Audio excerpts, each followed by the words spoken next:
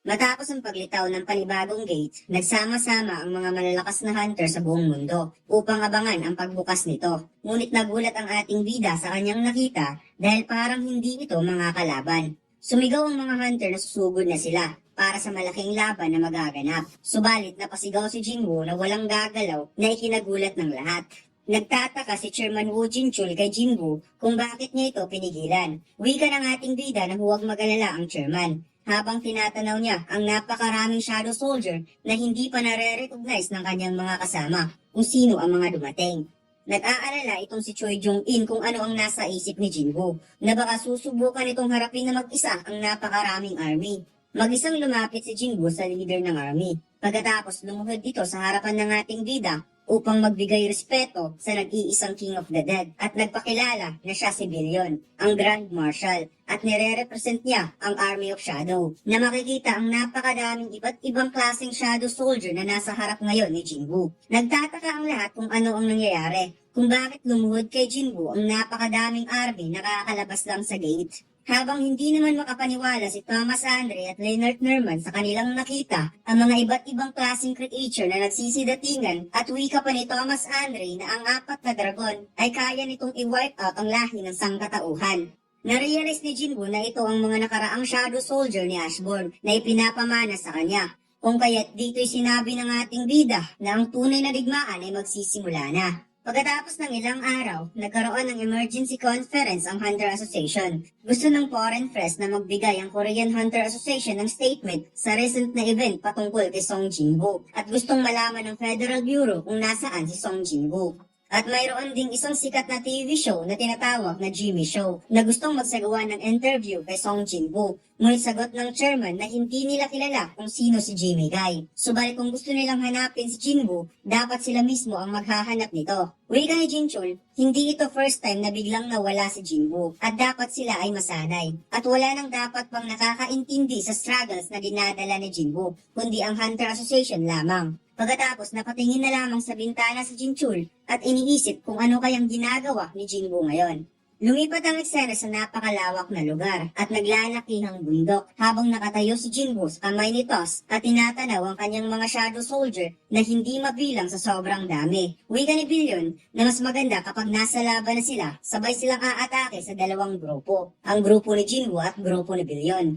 Lumapit si Vero at nag-request ito kay Jinwoo na bigyan siya ng test para sa posisyong Grand Marshal, kaya nagulat ang ating bida. Wika ni Vero, bilang isang commander, gusto niyang i-challenge sa isang one-on-one na laban ang Grand Marshal na si Billion, kaya napangiti na lamang ang ating bida. Nagharap ang dalawa at nagbi미stulang audience ang mga shadow soldier. At si Jinwoo naman ay parang referee. Nag-release si Vero ng magical energy na usual niyang ginagawa, habang si Billion naman ay hinanda ang kanyang napakalaking espada. Naisip ni Jinwoo kung gumagamit rin din ba ng broadsword si Billion katulad ni Gris. Ngunit na-realize niya na malaki ang pinagkaiba ng dalawa sa laki ng espada at sa speed and strength. Naunang umatake si Vero towards Billion. Ngunit ang napakalaking espada ni Billion ay biglang nag-iba ang form. At heto na nga mga lords, ang espada ay naging whip o latigo. At tinatake nito si Vero upang hindi makalapit sa kanya. Habang si Vero ginagamit ang kanyang bilis upang maiwasan ang mga pag-atake. Biglang nakakita ng pagkakataon si Vero. Isang opening na makalapit siya kay Billion. Ngunit ang pagkakataon na ito ay isa lang palang trap para kay Vero dahil nahuli siya ng latigo at hindi na makagalaw pa sa pagkagapos nito.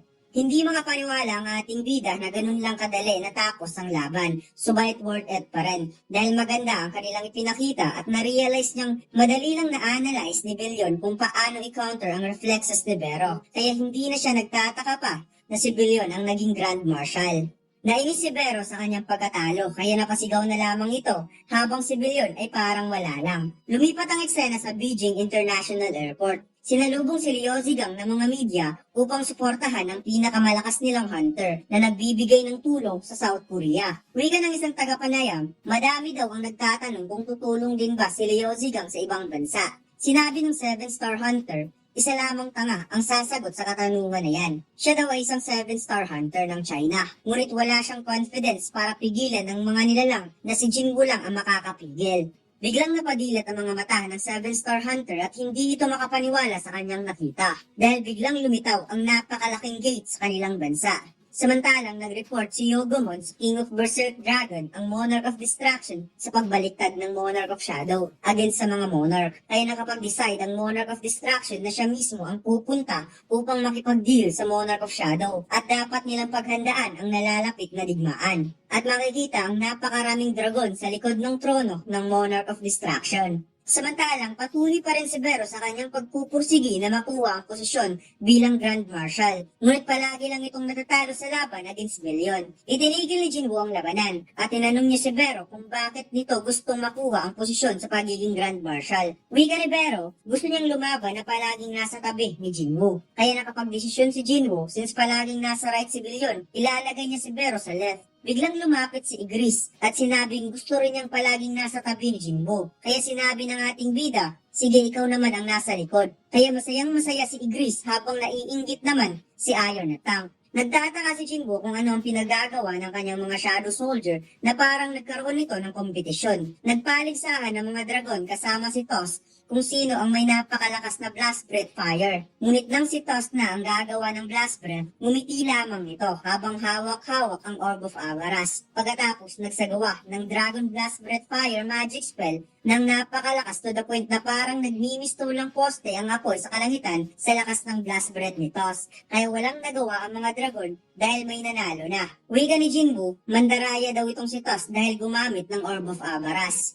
Nagtataka si Jinwoo kung ano ang ginagawa ng mga ant soldier. Wika ni Billion, gumagawa daw ito ng maliit na bahay upang makapag-relax ang kanilang king habang nandito. Tinanong ni Billion kung bakit hindi ibinalik ang mga shadow soldier sa shadow ni Jinwoo. Wika ng ating bida, gusto muna niyang makahinga ng maluwag ang mga shadow soldier kaya mananatili muna sila dito sa Dimensional Rift. Tinanong ni Jinwoo si Billion kung nalulungkot ba ito na ngayon ay wala na at hindi niya na makikita pa si Ashborn. Sinabi ni Billion na siya ang kauna-unahang naging Shadow Soldier ni Ashborn nung nakuha nito ang kapangyarihan ng pagiging King of the Dead. At nakasama din niya ito nung nakipaglaban sila against sa mga ruler na naghihimagsik sa Absolute Being. Wika ni Jinwoo, gusto niyang marinig ang patungkol kay Ashborn. Sagot ni Billion, isa itong mahabang storya, my king. Sinabi ni Billion na nagsimula daw siya bilang isang prutas na nakakawit sa World Tree. Kaya nagtataka si Jinwoo kung paano nanggaling si Billion sa isang prutas. Wika ni Billion, ang lahat ng Heavenly Soldier ay sinilang bilang prutas ng World Tree, isang puno na kayang takpan ng kalangitan sa sobrang laki. Pagkatapos, lumipat ang eksena sa bagong bahay ni Jinwoo. Pinagluluto niya ng pagkain ng kanyang ina at kapatid. Hindi makapaniwala ang kanyang ina na magaling pala magluto si Jinwoo. Habang iisip ng ating bida ang 8 gate na paparating. Kaya kailangan niyang warningan ang lahat dahil ang tunay na digmaan ay paparating na. Subalit hindi niya may papangako na lahat ay kanyang maililigtas. At mas lalong hindi niya may papangako na hindi magbabago ang mundo. Nung nakita daw niya kung gaano kalakas ang Dragon King sa pamamagitan ng memorya ni Ashborn, na-realize niya na kayang gawing abo ang lahat ng bagay sa kanilang mundo. At ang susunod daw nitong target ay ang Earth, kaya hindi lang siya ang dapat na maganda, kundi lahat ng tao sa mundo. Napansin ni Jinwoo na mayroong kumatok sa kanilang bahay at hindi man lang gumamit ng doorbell. Sa pagbukas ni Jinwoo sa pintuan, isa palang special na bisita ang dumating, ang chairman ng Eugene Architecture, at hiningi nito ang oras para makausap si Jinwoo. Naglakad-lakad ang dalawa sa park. Wika ng chairman, akala daw niya na kaya siya gumising sa sakit na eternal slumber dahil siya ay isang special. Subalit na-realize niyang ang isang himala ay hindi madali. Dahil siya lang at ang ina ni Jinwoo ang gumising sa sakit na eternal slumber, hindi niya maiwasang isipin na walang ibang nag-heal sa kanya kundi si Jinwoo lamang. Kaya sobra siyang nagpapasalamat at tinanong ng chairman kung bakit siya tinulungan ito. Wika ni Jinwoo, isa dang trustworthy na tao ang chairman. Hindi daw nito ginamit ang kanyang anak para makuha lang ang gusto nito. Kaya nagulat ang chairman at sobra itong nagpapasalamat at hayaan daw siyang bayaran si Jinwoo at least kalahati man lang sa ginawa nitong pagligtas sa kanyang buhay. Wika ng ating bida, kapag mayroong masamang mangyayari sa kanya, kung pwede sana alagaan nito ang kanyang ina at kapatid. Yan lang ang kanyang gusto. Pagkatapos, lumipat ang eksena kung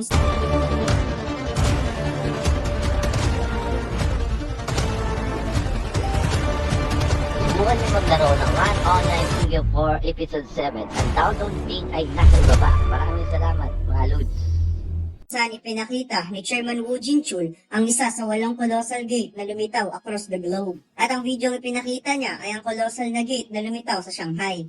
Tinanong ni Jin-chul kung parte pa rin ba ito sa kanyang army. Wika ni Jinwoo, hindi ito parte ng kanyang army, kundi isa itong kalaban. Pagkatapos, nilapitan niya si Jinchul dahil mayroon siyang ipapakita upang maniwala ang chairman sa kanya. Nilapat ni Jinwoo ang kanyang hintuturo sa noo ni Jinchul at ipinakita niya ang lahat ng alaala ni Ashburn mula nung paano ginawa ang mga monarch at rulers hanggang sa kung paano ito napunta sa mundo ng mga tao. Nahulog si Jinchul sa kanyang upuan at nanginig ito sa sobrang takot. Hindi siya makapaniwala. Akala niya na ginawa ng Panginoon ang mga hunter upang labanan ang mga monster. Ngunit sa ipinakita ni Jinwoo sa kanya, kaya pala nagkaroon ng mga hunter upang may makakasurvive sa pagdating ng napakalaking digmaan. At hindi ito digmaan sa pagitan ng mga tao against monarch, kundi digmaan sa pagitan ng mga ruler at monarchs. Tinanong ni Jinchul kung plano ba nitong kalabanin na mag-isa ang mga monarchs. Uwi ka ng ating bida, tama ka. Sagot naman ni Jinchul, paano siya makakatulong?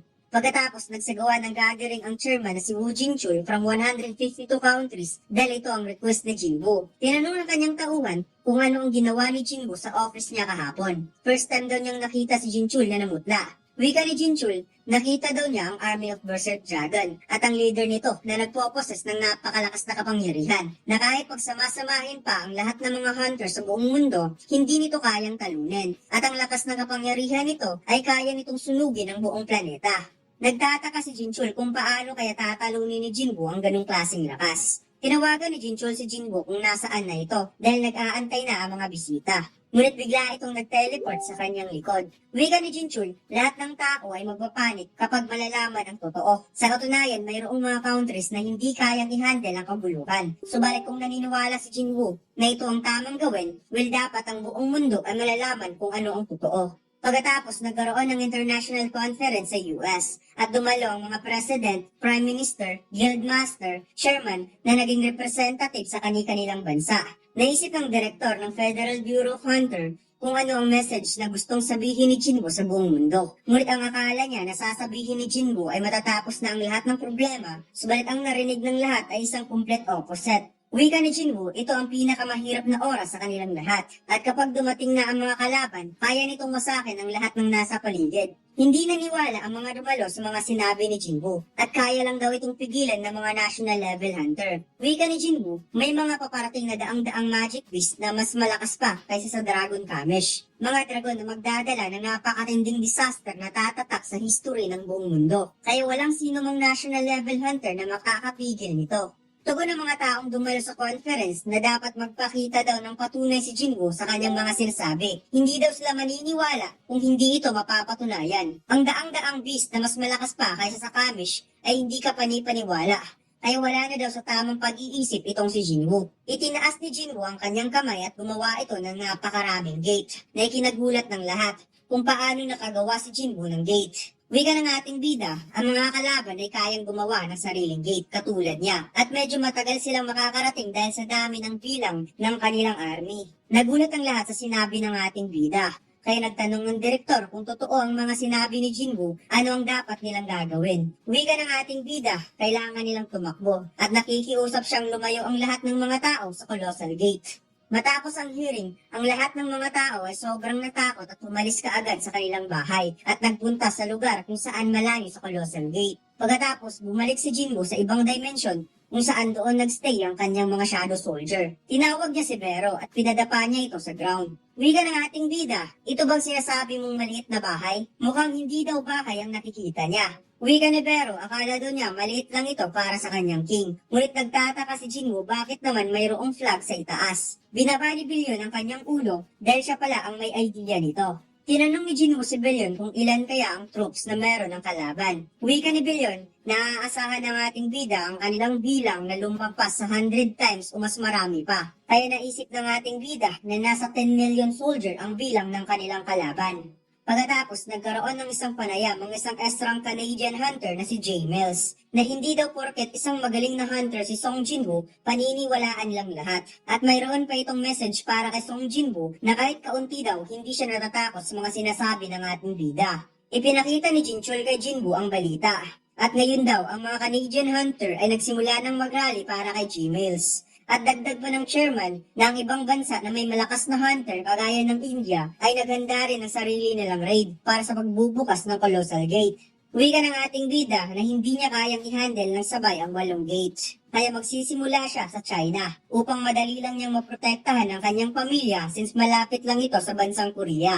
Pagkatapos, ipinakitang dumating na si Jinwoo sa China at sinalubong ito ng 7-star hunter na si Liu Zigang. Akala ni Jinwoo na sasalubungin siya sa isang government official, ngunit hindi niya akalain si Mr. Liu Zigang ang sasalubong sa kanya. Wika ng 7-star hunter, nakita daw niyang may dalang placard sa mga official, kaya siya na ang kumilos para mag-escort para kay Jinwoo. Nakita ni Jinwoo na kahit nasa airport pa lamang sila, nakikita na kaagad ang Colossal Gate. Habang ipinakilala naman ni Liu Zigang ang 100,000 strongest hunter ng China na sobrang ikinagulat ni Jinwoo sa sobrang dami at naisip niyang sa dami na ito ay posibleng mayroon silang chance sa mga kalaban. At ipinagmalaki pa ni Liu Zigang na ang lahat ng mga ito ay mga high-skilled hunter. Napansin ni Liu Zigang na parang magbubukas na ang gate, kaya tinawag kaagad ni Jinwoo ang mga shadow soldier na ikinagulat ng 7-star hunter sa sobrang dami at mayroon pang iba't ibang klaseng mga creature. At napawi ka ang 7-star hunter na nasa ibang level ang mga creature na ito. Nagalit si Vero kay Liu Zigang dahil nakatayo ito sa left side ni Jinwoo at yan daw ang kanyang spot, kaya kaagad itong pinarelax ng ating bida. Napansin ng lahat ang pagbukas ng gate. Ngunit wika ni Billion na wala man lang siyang nasense na kahit anong presence. Kaya nagtataka ang ating bida. Kaya tinanong niya si Billion kung ano ang nangyari sa ibang gate. Wika ni Billion, base sa kanyang narinig sa ibang soldier, pareho lang naman ang nararamdaman nila na wala pa rin presence sa pagbukas ng gate. Kaya naisip ni Jinwoo kung ano ang ibig sabihin nito. Ang lahat ng gate ay walang laman. Akala daw niya nakakatiin ng mga monarchs ang kanilang soldier upang ipakalat sa buong mundo. Subalit na-realize ng ating bida na parang ipapadala ng mga kalaban ng kanilang soldier kung saan malayo sa kanya. Pagkatapos, ipinakita si J-Mills na naghanda sa pagbubukas ng gate kasama ang mga Canadian hunter at sinasabi niyang ang lahat daw ay naloko ni Jinwoo. Maninindigan sila sa kanilang paniniwala habang ang iba ay umaasa na tutulungan ni Song Jinwoo. Samantalang ang nasa likod ng mga hunter ay mga nagrarally na hindi nila susukuan ng kanilang bansa dahil poprotektahan sila ng mga hunter. At ipapanalo daw nila ito kahit anong klaseng beast ang lalabas sa gate. Nagbukas ang napakalaking gate habang si J-Mills ay napangiti na may napakalaking kumpiyansa sa sarili. Napawat dahil ang mga hunter dahil sinabi daw ni Jinwoo na mapupuno ang gate sa napakaraming beast kaya napagtanto nilang binubula lamang sila ni Jinwoo. Lumabas ang Monarch Distraction sa gate at nakita nilang isang beast lang pala ang makakalaban nila. Subalit napansin ni J-Mills na parang isang tao ang lumabas sa gate. Lumapit ang Monarch of Distraction sa mga hunter at tinanong kay J-Mills kung siya ba ang king sa lugar na ito. Nagulat si J-Mills kung paano nakakapagsalita ang isang beast, kaya naisip niyang ito pala ang ginagawa ni Song Jinwoo, nagre-recruit ng mga soldier galing sa gate. Naisip ni J-Mills kapag sasabihin niya na isa siyang king, ito kaya ang tamang pagre-recruit ng beast at pagkatapos susunod na ito sa kanya. Kaya pangiting sinabi ni J-Mills na siya ang king. Wika ng Monarch of Distraction, hindi ikaw ang king, wala siya dito. Samantalang, tinanong ni Jinwoo kung ano na kaya ang nangyayari ngayon sa Canada. Kaya gumawa ng paraan ang tauhan ni Liu Zigang. Tinawagan ni Jinwoo si Agent Adam White at tinanong niya kung ano ang nangyayari ngayon sa Colossal Gate ng Canada. Wika ng agent, nandito daw siya ngayon sa malapit lang sa gate at nag-provide ng backup. Kaya tinanong ni Jinwoo kung bakit ito pumunta ng Canada. Sagot ng agent, ito daw ang kapitbahay ng kanilang bansa. Hindi daw nilang pwedeng tingnan lang ang Canada na babagsak at hindi lang naman siya ang nag-iisang agent na nakadispatch. Kaya nainis si Jinwoo dahil hindi pa rin ito naniniwala sa kanya. Tinanong ng ating bida kung ano na ang nangyari sa gate. Wika ng agent, same pa rin sa ibang gate, walang laman. Kaya sobrang nagpapasalamat si Jinwoo, subalit biglang sinabi ng agent na parang mayroong lumabas sa gate. Kaya biglang napadilat ang mata ni Jinwoo. Wika ng agent, isa daw itong tao. Isang tao ang lumabas sa gate. Kaya kaagad sinabi ni Jinwoo na tumakbo ka na, Adam. Lumayo ka dyan, sumakay ka ng sasakyan, pumunta sa kahit saan basta sa pinakamalayong lugar. Habang si Agent Adam White ay napatulala na lamang at sinabi niya kay Jinwoo na ang mga top level hunter ay bigla na lang naging abo. Kaya napasigaw si Jinwoo sa sobrang pag-alala kay Agent Adam White at naisip niyang ang tangi na lamang niyang magagawa upang mailigtas si Agent Adam White ay kontrolin ang shadow soldier na inilagay niya. Hinawakan ng High Orc Shadow Soldier ang kamay ng agent, ngunit nasa harap na nila ang Monarch of Distraction at sinabing, saan ka pupunta, Shadow Soldier? Pagkatapos ipinakitang si Adam White ay nagulat sa kanyang nakita. At dito lang nagtatapos ang ating kwento mga lods. Huwag mo sanang kalimutang mag-like, comment at mag-subscribe sa ating YouTube channel. At mag-follow sa ating Facebook page. Salamat!